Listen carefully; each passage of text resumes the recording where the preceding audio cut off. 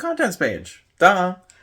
What is in the first pages of a commonplace binder? Specifically, of a new edition. Well, let's see. The contents page. I could keep paging through it, but we will have a flip through coming up, and I've already done flip throughs in the past. So we're just going to go through the video now. We need to record, and this is the final video before I take a nap or go to sleep. I'm really looking forward to that. So I'm going to get this done now. Oh, but yeah, you need to record. I need to record. We need to record. Especially the first pages. So I have some videos at the very beginning that talk about the first pages, and they show the first pages, and they're not my best videos, but they are very honest and direct, and I'm very scared about them. Both in the videos themselves, and now I'm also scared to talk about them, because they're not very good. Overfilled Book. They are not regarding an overfilled book or an overfilled binder. Also, by the way, commonplace binder, it's just a commonplace book, but it's in a binder, and I call it something different. For branding reasons. Wow, look at that. Basically, I don't want to make the same title as everybody else. I don't want other people to have to figure out if they're going to make something with the same title as me. It's just really annoying, and it's a lot of work. You know, if you want to call it a commonplace book, a commonplace journal, a commonplace notebook, like, you can, I don't know, maybe a commonplace sketchbook. Maybe you'll be the commonplace sketchbook person. There might be one of those at this point. I have no idea. Because I'm working through Commonplace Binder 101, which has 100 videos, and I'm only on number 24. So, very focused on this. Oh, and the edition is never ending. So, what edition is this? Well, I made a commonplace book, or a commonplace binder, for myself, and then I made a whole bunch more, and I probably had over 30. But the one I just showed you is new, because it's more of a demonstration, because I don't really want to show all my most personal, sensitive details to the entire world. I feel like that's really dumb. And it might be the secret knowledge that you've been missing. But hopefully this is enough, and as I talk about it, as I show some of it, and I do a sort of demo, you'll get it. And you'll be able to piece it together through all the stuff you've seen from other people. And my hope is that as I'm making these videos, just over and over again, like, people will see which titles work, and then they can make a wider variety of titles, because right now one of the problems is we only have like 500 videos in the category, and so the videos that people make are very similar to one another. And so maybe you'll just focus on like chapters in time. You'll be like, ooh, that's cool. I'm going to run with that as a concept. I don't know. We're not to that yet, so don't get to that. We're on edition. So what is in the first pages of a new edition? It's just your contents page. Like, there's nothing there. It might even be an empty binder. So in my commonplace book binder video, there's a colon in there. I show an empty binder, and then everybody's like, oh, okay, cool. But yeah, once you start adding stuff, it's never ending. Like, it never stops. You just keep adding more stuff, and then once you find out that one of the things is worse than the others, you get rid of it, or you update it, or you combine it. Like, it's not super challenging. It was back in the time when nobody knew how to read, except the super rich, powerful, and well-connected. In which case, it was secret arcane knowledge. But it's just, like, it's not anymore. So, relating to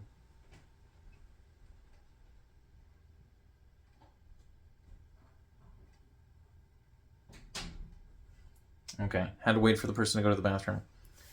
Relating to chapters in time, you know, like, there are some periods of history in which everyone can read. There are other periods in which basically nobody can read. We might be entering another one of those. Maybe everybody just watched this video. I don't know. Personally, I will try to read more. Although in my previous video I talked about, you know, vlogging over reading better. And I kind of only read like one book per year. And there were a few years in which I didn't actually read a single book, because I need to get comfortable with videos, because I have never been comfortable with videos. Never been good at presenting, but getting over that. And yeah, what is in the binder is personal. And so what is in the first pages? It's whatever your personal stuff is. Like, it's it's not going to be a super standard thing. This process is older than me. Way older than me. Might even be that in a few years, this binder is older than you. I don't know. Because I don't know when this is being recorded, or, well, I do know when this is being recorded. It is January of 2025, which sounds completely fake, as I was born in the time before the year 2000. So, planner. Is this a planner? Maybe that's what's in the first few pages. Normally, this would not be a planner. You know, I know Planner YouTube, or maybe it's called Planner Tube. That would be kind of funny. Sounds like a planet of tubes. It's not a planner. You could use it as one. It's fine. Handwriting.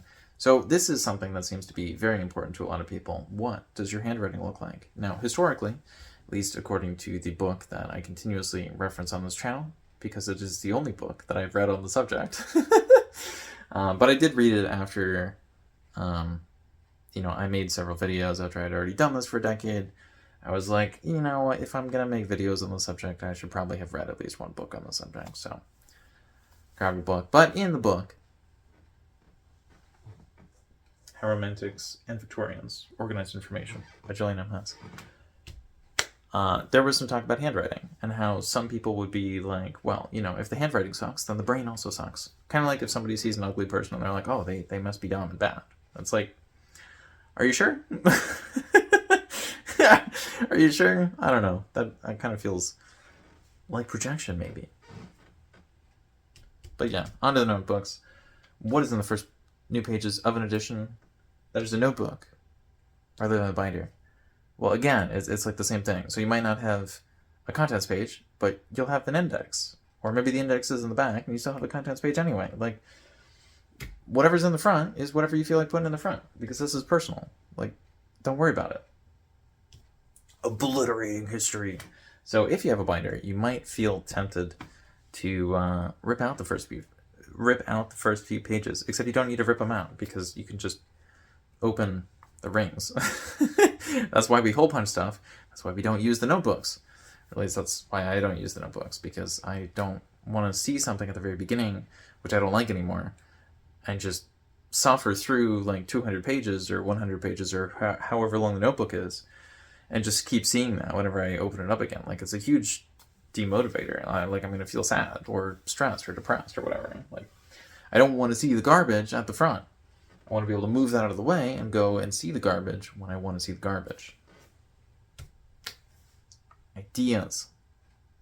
Do you have any ideas about obliterating history? Is that a bad idea? I feel like that's probably a bad idea. So if you're wiping all your memories, that might be considered kind of dumb. Or short-sighted. But maybe you put your ideas in the front of the binder. Yeah, that's the thing. If you only have the contents page, maybe the ideas are going to be the only other thing in there. And that's fine. Some people do this as sort of a brain dump. Or it is more of a journal. I know we're skipping ahead. I just figured journal would be written somewhere here. I have not memorized the scraps. But that's the thing. If you keep everything in a notebook, you might memorize each individual thing as it is listed. Kind of in the way that things are sometimes listed in alphabetical order. And so, you know, if something's all the way at the bottom of the list, people might not remember it just because it's all the way down there. And they're like, well, I see the A's and the B's and the C's and don't need anything else. And you'll just read that over and over and over again. So, yeah, you might accidentally memorize the scraps. And so that's one reason why in other versions of information management, people will turn stuff into note cards, and they'll move the note cards all over the place. So somebody might decide to mess with me and say this is like a Zettelkasten thing. Or they might say, if I'm using a binder, maybe it's more of a Zettelkasten thing because I'm using individual sheets and I'm organizing them in specific ways. Maybe. By the way, Zettelkasten is basically if a commonplace book became a whole bunch of note cards and you kept it in a cabinet. It's not super complicated. It has a very complicated spelling for me. But yeah, inside dust. So, what happens if you have dust inside?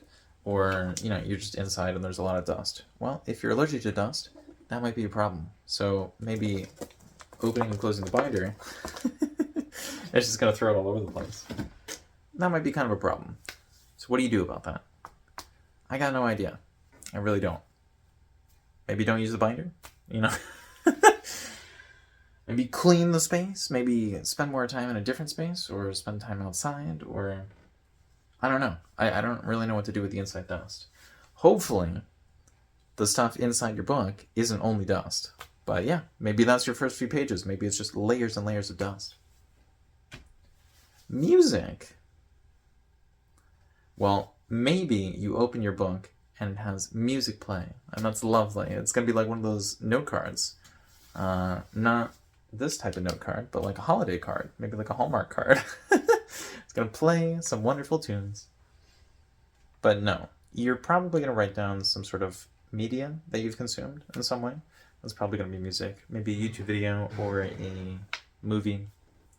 Probably a book, considering this is closer to BookTube. But yeah, we are changing context. We're talking about music. Why would we talk about music? This isn't very musical. I'm not singing a song.